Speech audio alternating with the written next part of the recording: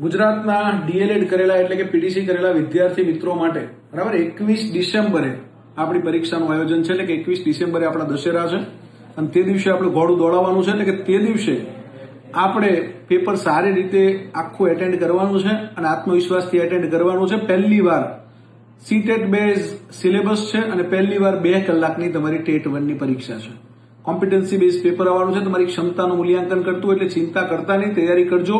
છેલ્લી 3 mock test તમારા માટે જોરદાર કોમ્પિટન્સી બેઝ બરાબર એઝ પર સીટેટ સિલેબસ લઈને આવવાનો છું અને ગુજરાત સરકારની અંદર જે અગત્યની બાબતો છે એ પણ એમાં આપણે સમાવેશ કરવાના છીએ.